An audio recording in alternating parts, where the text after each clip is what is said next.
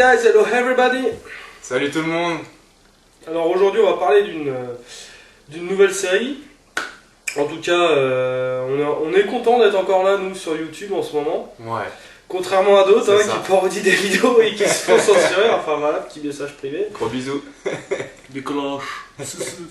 Et donc aujourd'hui on va parler d'une série. On avait fait Spartacus. Ouais. On va continuer un peu sur cette lancée historique. Ouais, dans le même registre. Dans le même registre pour parler d'un autre peuple, d'une autre peuplade, les Vikings. Ouais. Donc la série s'intitule sobrement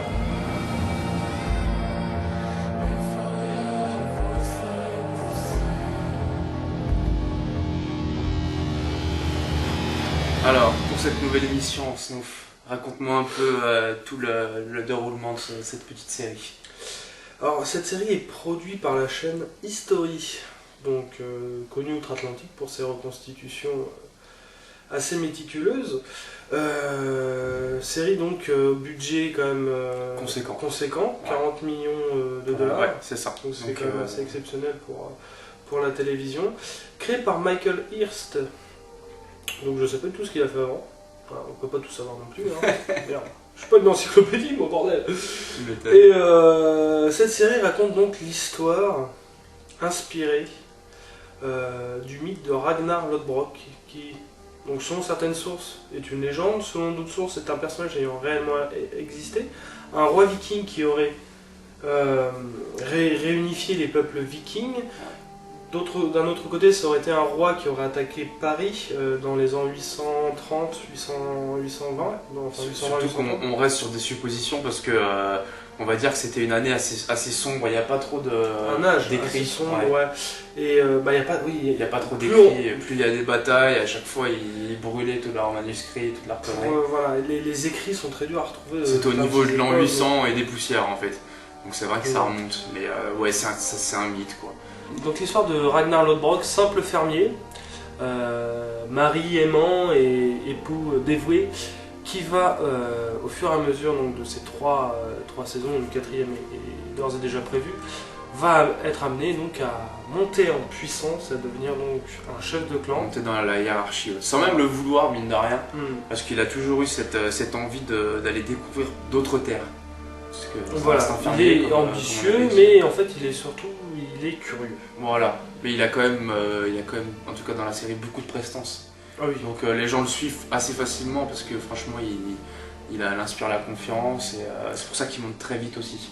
Et le respect. Ouais. Parce que bon, ce qui est de base, on va dire, intéressant à voir dans cette série, c'est vraiment le côté réaliste. Ouais. On peut avoir, comme dans Spartacus, beaucoup de fantaisie sur certaines choses. Autant là, tout est réaliste. Les décors sont d'une minutie quand même assez... D'où le budget quand même. D'où le budget. Autant les décors, les environnements et les mentalités. Un jeune garçon là-bas doit faire ses preuves. Un bébé reste un bébé, mais dès qu'il peut marcher, il est mis à l'épreuve. Tout au long de sa vie, il faut qu'il fasse ses preuves. Force, courage, bravoure.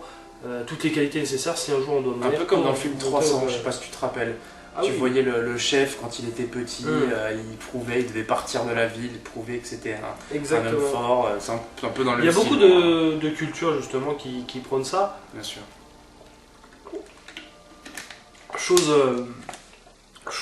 qui se perd maintenant avec toutes ces petites tapettes nourries au yaourt bio et aux céréales sans gluten, hein. Enfin bref, je dis ça, je dis rien. Alors cela va sans dire, on n'a pas une bonne série sans de très bons acteurs. Franchement, l'acteur principal qui joue Ragnar Lodbrok, il est vraiment très bon, c'est Travis Fimmel. On n'était pas très connu avant, mais personnellement, moi dès le premier épisode, j'ai accroché avec cet acteur-là. Un peu très mystérieux dès le début. Il a ce qu'on appelle un charisme bestial. Ouais, c'est vrai. Et avec cette notoriété qu'il a maintenant, il va faire la prochaine grosse production. Il va jouer dans Warcraft. Voilà. Le prochain film inspiré de l'univers de Warcraft. Un peu fantaisiste et tout, donc il a réussi à avoir un rôle. Je sais pas s'il sera important ou pas. Si, c'est un des rôles principaux. Voilà, donc ça sera pas mal. Il le mérite. Il y a le nom, mais c'est un truc en Andoli, Alotar, machin, quelque chose. Voilà. Réalisé par Duncan Jones, qui est le fils donc de David Bowie. D'accord, bon ça. Musique. T'as craqué tout C'est ça. grave. J'en peux plus. Ensuite, il n'est pas tout seul, hein, c'est pas une série avec un seul mec. Ouais, il y a plein de monde, hein. Il y a Floki par exemple. Ah, Floki. Ce personnage, il en déstabilisera plus d'un. Ouais. Un peu foufou. Je pourrais appeler ça un mélange entre Jack Sparrow et dans la manière des fois de bouger un peu. Après, comme ça. je sais pas s'ils ont fait exprès, parce qu'on reste quand même dans le nordique avec les Thor. Oui, C'est vraiment la mythologie nordique, quoi. Ah bah, Et Floki, Loki, je trouve qu'ils se ressemblaient un peu. Je sais Oui. pas si tu vois, dans un Ouais, peu non, la footballerie. Au début, je croyais qu'il s'appelait Loki, moi. moi Maintenant, aussi. c'est Floki, donc ça s'appelle. Gagar, non, il y a un nom nordique. Ah non, on va chier, quoi. Enfin, Ah, le bâtard. Bref, en fait, c'est le fils de l'acteur qui joue Eric Selvig dans les Avengers. d'accord. Voilà, et dans Thor. Petite info croustillante pour ceux qui voulaient le savoir. Voilà. Des petites infos comme on aime. Voilà, Minute Geek. C'est ça. Le reste du casting suit. La série est introduit un premier Jarl en la personne de Gabriel Byrne, donc c'était peut-être un peu la tête d'affiche de la première saison. C'est ça. Même s'il se fait quand même éclipser à un moment. Ouais, voilà. Il a plus sa place, quoi. Non. Il y en a Travis Fimmel, enfin, Ragnar Lodbrok. Il prend vraiment le dessus. C'est ça. Et d'ailleurs, bah, justement, moi, c'est tout bête, mais en parlant de Jarl, moi je connaissais rien à la mythologie nordique, je tiens à passer, avant de jouer à un jeu Ouais.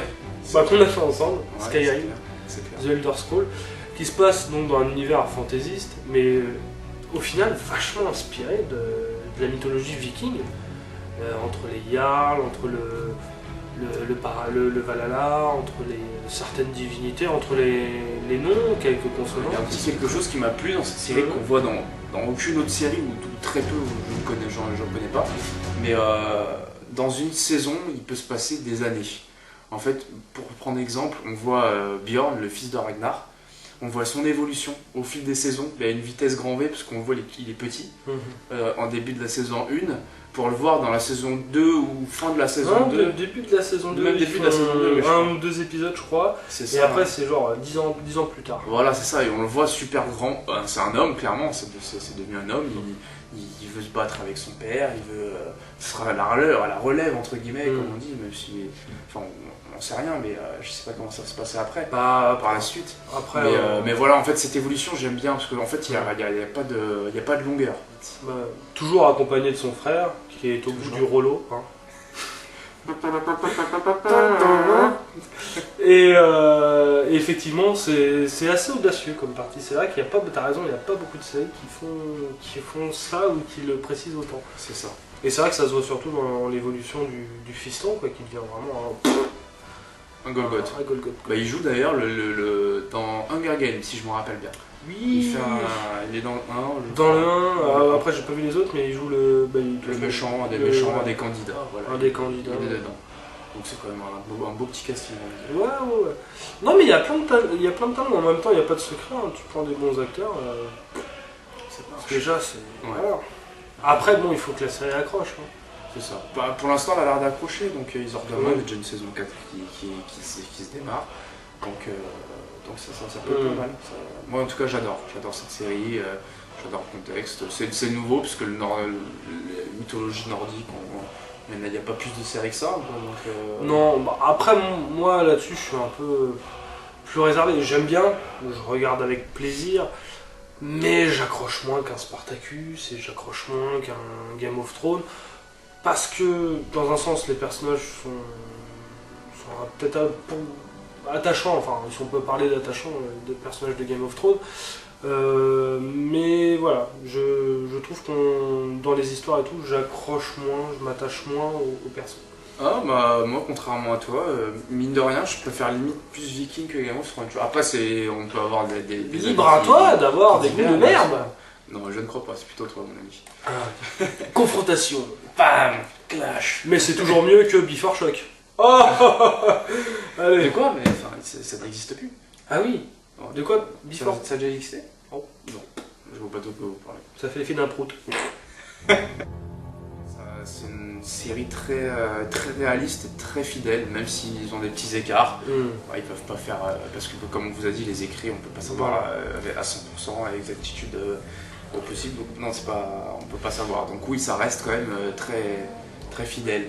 Moi je trouve l'initiative bonne, et pourquoi ne pas essayer.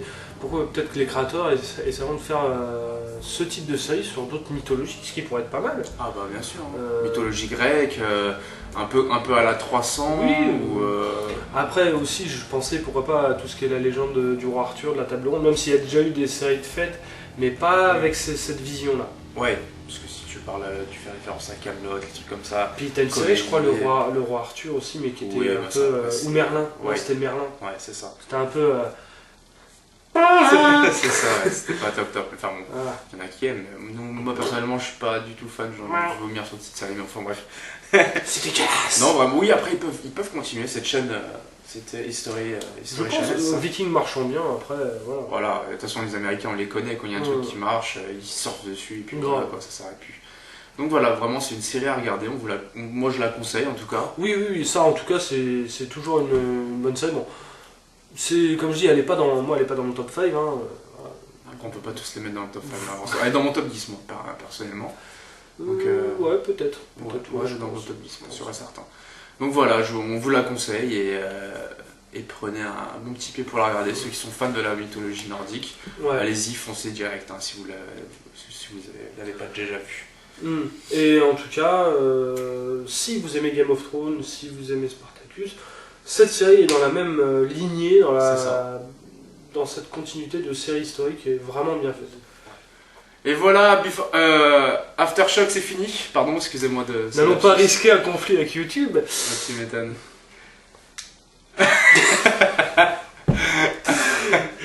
Bon allez, on arrête. Bon, Aftershock c'est fini pour aujourd'hui. Merci à vous. Voilà. On vous dit rendez-vous très bientôt, très vite. Ouais.